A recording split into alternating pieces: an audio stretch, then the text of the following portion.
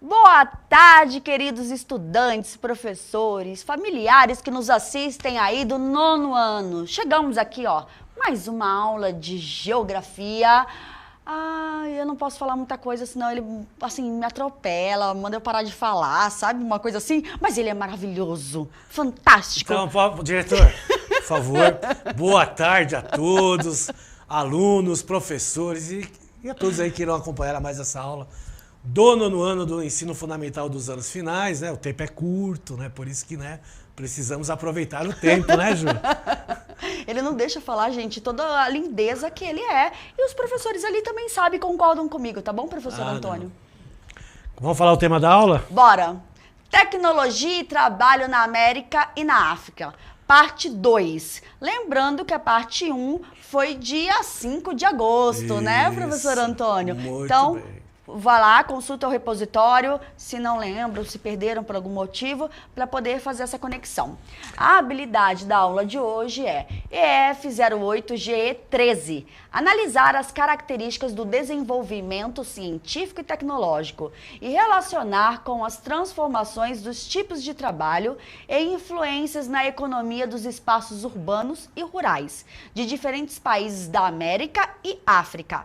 Unidade temática, mundo do trabalho. Objeto do conhecimento, os diferentes contextos e os meios técnico e tecnológico na produção. Exatamente. Então a gente viu alguns dados na parte 1 e agora nós vamos dar um complemento aí sobre esses dados, né, e algumas informações desse processo tecnológico que acontece principalmente no continente africano, começando com um vídeo, né, que faz parte daquele vídeo anterior, Nova África, a revolução do celular.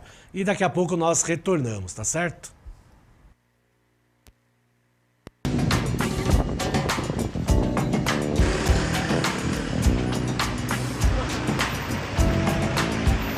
No Quênia, uma empresa que trabalha com tecnologia da informação desenvolveu um software que está mudando completamente a realidade do continente e de outros 132 países.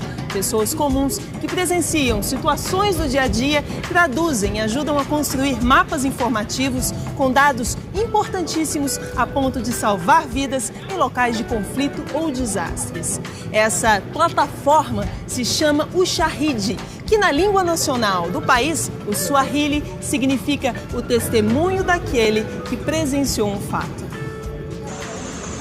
A empresa funciona neste prédio, que reúne várias outras companhias que também trabalham com alta tecnologia em Nairobi, como no Vale do Silício, na Califórnia, onde empresas como a Apple, Google e Facebook se desenvolveram. Aqui, cerca de 300 funcionários se dividem entre diversos projetos e trabalham em diferentes horários, assim, de maneira informal e descontraída, como na maior parte das empresas de tecnologia. O terraço do prédio, com vista para toda a cidade, foi o lugar escolhido para ser o refúgio desses nerds quenianos. Entre um café, uma conversa e muita música, eles lidam com temas bastante sérios e buscam soluções tecnológicas para velhos problemas africanos. Somos uma empresa internacional com presença em todos os continentes. Isso ajuda a tornar nosso software internacional e superarmos barreiras de tempo, geográficas e culturais. O fato de sermos grandes nos torna mais fortes.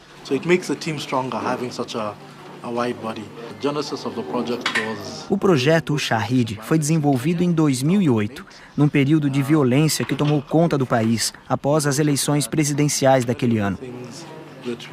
Eu e alguns amigos percebemos que muitas coisas que testemunhávamos estavam sendo escondidas ou não eram noticiadas. Queríamos um software que permitisse que as pessoas mandassem informações sobre o que viam, informações que seriam organizadas e exibidas num mapa para mostrar ao mundo o que estava acontecendo no país. O Ushahidi não é considerada uma rede social como é o Facebook, mas uma ferramenta de crowdsourcing, uma expressão em inglês que define uma plataforma capaz de reunir informações de massa e utilizar a inteligência e os conhecimentos coletivos além de voluntários espalhados pela internet para resolver problemas, criar conteúdos e soluções ou desenvolver novas tecnologias. Recolhendo, trocando e disponibilizando dados com rapidez superior à de qualquer outro veículo de comunicação, o Ushahidi já permitiu alertar cidadãos e autoridades em tempo real sobre os terremotos do Haiti em 2010, do Japão em 2011, além de ajudar a prestar socorro a feridos e sobreviventes nos conflitos armados da Líbia. E até mesmo reunir manifestantes nas praças do Egito. Durante a Primavera Árabe, o Ushahidi transformou-se numa plataforma colaborativa capaz de ajudar em situações que vão de revoluções a tragédias. A ONU nos pediu para usarmos o Ushahidi para ajudar a Líbia a se organizar durante o período da crise. Então, a Ushahidi, em parceria com outras organizações, fez um mapa com informações coletadas pelo povo líbio.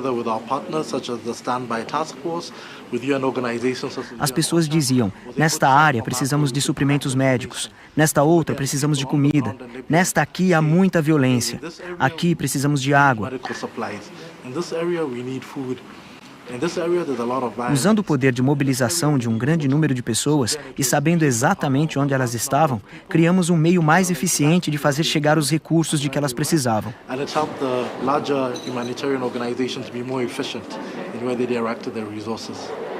O software queniano já é utilizado por milhares de pessoas em todo o mundo, 45 mil apenas no Quênia.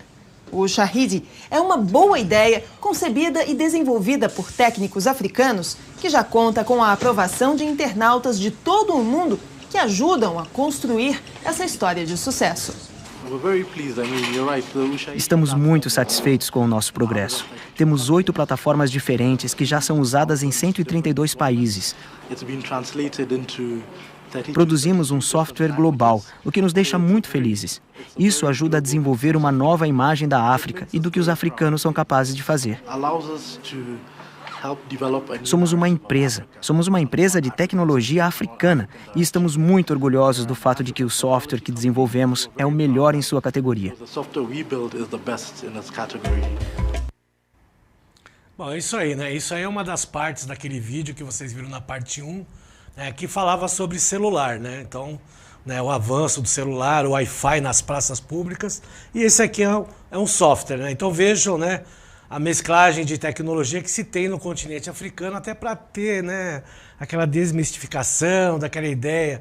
É um continente com problemas sociais e econômicos, mas que tem muita riqueza aí, tanto em questões de recursos naturais, como também em tecnologia, né, Ju? E às vezes as pessoas menosprezam, né? Menosprezam e não investem, né? Exato. Existe essa exclusão. E, na verdade, tem muita coisa caminhando mais rápido do que em outros países. Só ter um pouquinho de boa vontade e ajuda, obviamente, né? Não é só ajuda humanitária, tem que ter outras ajudas aí também. Vamos lá, fluxo de informação, vamos lá. A técnica relativiza o tempo e as distâncias e a circulação da informação favorece e, ao mesmo tempo, condiciona a existência das verticalidades que permitem uma aceleração no desenvolvimento da produção e de novas formas de consumo, né? Um claro exemplo disso é a internet. A internet aí fez com que o processo, tanto aí do fluxo de mercadorias como meios de transporte, acelerasse esse processo, né, encurtasse o tempo dentro do mesmo espaço. Isso aí, Milton Santos trata muito isso sobre a questão da globalização, tanto é que eu trouxe novamente uma fala dele, que vai estar aí na próxima tela. Então temos aí, no meio técnico, científico e informacional.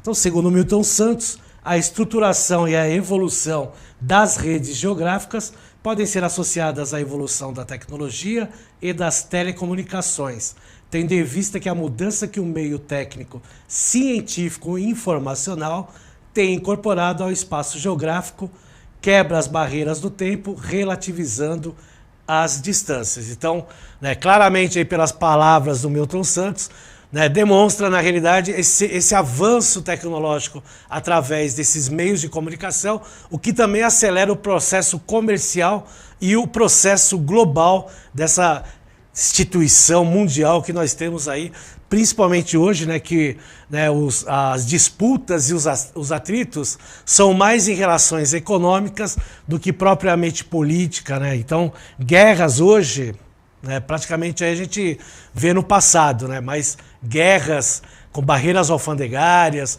guerras com disputa comercial, isso aí vai ter bastante, tá certo? Vamos lá para a próxima tela, que eu tenho aí um gráfico para vocês, falando aí sobre a cooperação Brasil-África. E aí tem os segmentos, né? Então, os principais segmentos que nós temos aí, que o Brasil coopera para o continente africano, para alguns países, está a agricultura, a educação e a saúde, né? Como os principais, os 3 tops aí que a gente observa, né? Pegando aí a maior parte e a maior porcentagem de cooperação. Mas tem outras aí também, né? Que meio ambiente, administração pública, indústria e comércio. Mas é interessante falar, né, que na saúde e na educação e também na agricultura, porque a agricultura é importante para esses países do continente africano, né? Boa parte desses países, eles dependem da agricultura para viver e sobreviver, né? Então eles têm o seu comércio exterior baseado na agricultura. Então é importante, né, ter esse conhecimento também tecnológico para a agricultura, mas tem que ter educação, né, com o primordial, e também tem que ter como a saúde. Na próxima imagem aí nós temos aí a cooperação já da América do Sul, do Norte, Central e do Caribe por segmento de cooperação. Aí vejo que está bem mais mesclados, né? Mas ainda envolve principalmente a saúde, a agricultura e a educação, e aí nós vemos aí a defesa, né, como uma forma também de ajuda. Por que a defesa aparece aqui? Porque nós temos aqui uma ajuda da América do Norte, né? Então, principalmente os Estados Unidos, ele tem essa questão aí dos meios de defesa, que nós sabemos que são, no caso aí, os armamentos. Então tem muita influência, né, dessa questão do mercado dos Estados Unidos perante aí a questão das armas, né? Principalmente para os exércitos, né, o que gera aí um certo conflito em alguns países da África, porque a gente sabe que alguns países do continente africano ainda têm problemas aí internos e ocorre aí, às vezes a gente vê, né, problemas de guerra civil, que é uma guerra interna aí e vinculada muito a essa questão aí também do armamento, tá certo? Mas é importante a educação, a agricultura e a saúde tá aí no patamar das ajudas aí do continente americano, tá certo?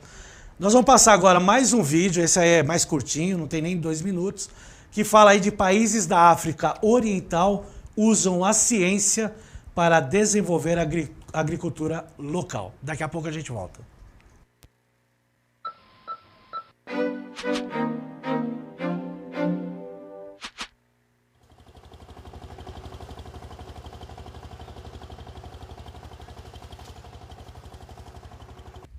Quatro países da África Oriental, Etiópia, Quênia, Tanzânia e Uganda, estão progredindo no uso da ciência para incrementar a produção de alimentos e reduzir a incidência de doenças, resultando no aumento dos rendimentos dos agricultores.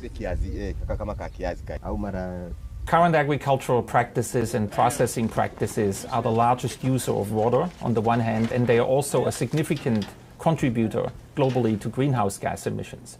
We believe that agriculture must become part of the solution, not only be part of the problem. And moving towards climate-smart agriculture will give us that direction. We believe that can be done. In 2010, both of the varieties are susceptible to yellow rust, so there was 100% yield loss. But nowadays, more than 10 varieties you can see in the farmer's field, so the distribution of the rust is reduced. A agricultura e pecuária são responsáveis por 30% a 40% do produto interno bruto das nações da África subsaariana e por empregar entre 65% e 70% de sua força de trabalho. Segundo especialistas, o foco neste setor é vital para erradicar a pobreza e promover a prosperidade comum no continente. Agriculture is a major driver of transformational change globally. And these success stories that we have seen here demonstrate the power of collaboration among countries in the East Africa region, and I think they are a very good example of what we would like to see going forward. Centro de Informação das Nações Unidas para o Brasil, UNIC-Rio. Então vocês viram aí como é importante essa parceria, né? Que nós colocamos aí nos gráficos nessa relação agrícola, né? Então de 30% a 40% do PIB, né, dos países da África subsaariana, né? Quando falamos África subsaariana, é só vocês verem lá o deserto, e ao sul do deserto, todos esses países aí são denominados de África subsaariana.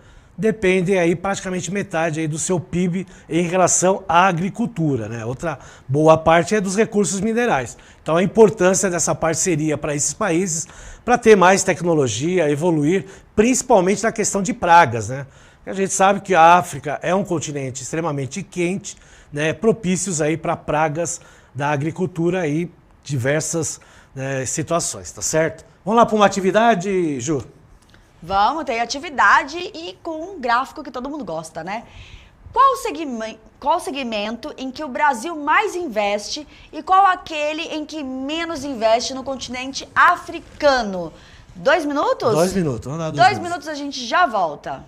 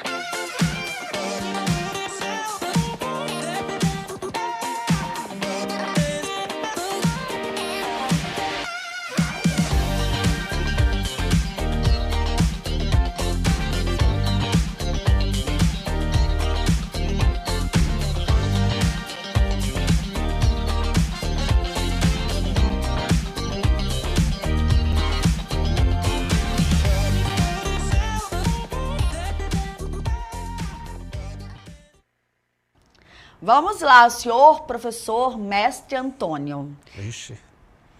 Senhor. Professor mestre Professor, tá Antônio bom. Russo Júnior. Temos aqui a estudante Sofia, da professora Ângela. Mais na agricultura e menos na pecuária. Olha que interessante, é isso aí mesmo, né? Os opostos, né? Poderia ser igual, né? Tá investindo na agricultura, pecuária, né? Agropecuária, mas não. A importância maior, no caso do continente africano, é a agricultura. Porque se você fizer uma análise do Brasil, tanto agricultura e pecuária praticamente andam juntos aí. Então o Brasil é tão forte na agricultura como é na pecuária. O continente africano não, ele tem uma maior importância para a produção de alimentos, até porque boa parte é de subsistência. Mesmo, vocês viram lá, 30% a 40% do PIB, mas boa parte é para a subsistência. E tem, né? Então nós temos lá na agricultura, pode colocar de novo lá o gráfico, por gentileza? Então tem a agricultura com 33,35% e a pecuária somente 0,79% aí da ajuda do Brasil perante aí o continente africano, tá certo? Não quer dizer que também seja uma pequena criação, né, de gado que eles tenham lá, mas, né, não há tanta necessidade dessa ajuda. A ajuda maior vai para a agricultura, até por uma questão de necessidade. Vamos lá para a próxima tela, que aí eu vou falar sobre a industrialização no século XXI. Então, a intensidade tecnológica associada ao fator competitivo predominante na indústria será utilizada para classificar grupos de indústrias em todas as regiões, permitindo assim que se avaliem em simultâneo aos movimentos de reconfiguração territorial existentes, as regiões ganhadoras e perdedoras e os tipos de indústrias que estão se relocalizando espacialmente. Esse texto aqui, ele se refere mais ao Brasil, né, essa relação, né, das indústrias terem saído dos grandes centros industriais, procurando, né, fatores locacionais que eles tinham ou têm nesses grandes centros industriais, como é o caso de São Paulo, por exemplo, e buscarem cidades de médio porte, né, uma infraestrutura muito parecida, mas com uma maior tranquilidade, principalmente quando a gente fala em logística, né, a questão de transportar o seu produto, né, economizando. Então, a gente sabe aqui que em São Paulo, né, o tráfego ele é extremamente horrível, né, porque não tem horário mais de pico aqui na cidade de São Paulo, né? A gente tem horário de pico o dia inteiro, é só olhar as marginais. E a gente vê que ficou saturado aqui. Então as indústrias procuram locais que consigam, né, próximo, obviamente, de rodovias, a movimentarem os seus produtos. Porque a gente sabe que boa parte do nosso produto ainda é escoado, né, pelo transporte rodoviário. Osascão é um deles. Olha. Em Osasco está tendo um monte de indústrias que estão indo para lá, porque ela fica ali na Grande São Paulo, né, bem grudadinha a São Paulo, e tem esse acesso às rodovias, as principais rodovias e principalmente a Rodanel, né? Como tem cidades mais longínquas, né, com 80, 90 quilômetros, que estão, né, recebendo aí, né, há 10, 15, até 20 anos aí, indústrias por causa dessa questão, né, indústrias automobilísticas e outros tipos de indústrias, não só aqui no estado de São Paulo, como também em outros estados, tá certo? O professor Fabrício gostou que eu falei Osascão. Gente, é com todo carinho, porque eu moro em Osasco. Osascão, eu moro do ladinho ali. Do lado também, perto de Osasco, moro no Butantã. Com muito carinho. Com muito amor e carinho, porque eu já moro lá há 30 anos, né? Então, eu já tenho um conhecimento bom. Não nasci lá, mas já conheço bem lá. Vamos para a próxima tela, que tem um gráfico aí mostrando os 10 países com as maiores indústrias de transformação do mundo e o Brasil 2019. Então, nós temos aqui da América os Estados Unidos, que está em segundo lugar, né? Só perde aí para a China, e o Brasil apresentando aí em 16º lugar, com somente 1,2%, né, da questão aí das maiores indústrias de transformação no mundo, né? Ou seja, dá para, né, melhorar bastante aí, principalmente quando a gente fala no quesito tecnologia, né? A China aí se destacando à frente dos Estados Unidos e o Brasil em 16º. No próximo a gente vai ter uma outra relação também com a indústria, mas na questão de produtividade. E aí já aparecem mais países da América. O Brasil aparece aí com 11,5%. Os Estados Unidos aparece depois, né, um pouco abaixo, o e a Argentina. Então são países aí, né, vendo aí que a Argentina, o crescimento é negativo, até por causa da crise que aconteceu aí em 2008, né, que foi a crise aí da Bolsa, que foi nos Estados Unidos, mas verberou aí em vários países, principalmente aqui no continente americano, e um deles foi afetado a Argentina, até porque nesse período havia uma dolarização da economia argentina, então logicamente acaba influindo mais, tá certo? Na próxima nós vamos ter um mapa, né, mostrando aí investimento direto estrangeiro, que é o ID de 2019. Então nós temos no Brasil uma projeção até superior a vários países em relação ao investimento estrangeiro no Brasil. Aí tem o fator positivo e o fator negativo. Quando fala da questão de investimento, existe logicamente esses dois fatores. Tem o fator positivo porque entra dinheiro, entra tecnologia, mesmo que não na forma pura, mas acaba entrando. Mas quando há uma crise externa, o dinheiro sai.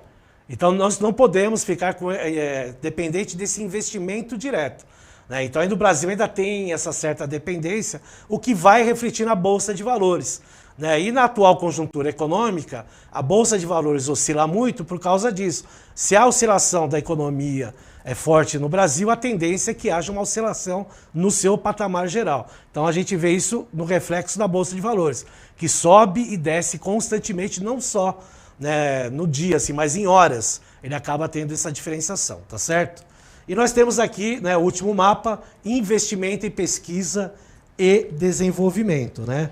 Então, empresas arcam com até 75% dos investimentos no mundo. No Brasil, o Estado paga a metade. O que, na realidade, né, deveria ser o inverso, né? Ou seja, ter pesquisa em desenvolvimento e instituições privadas estarem patrocinando, principalmente as universidades.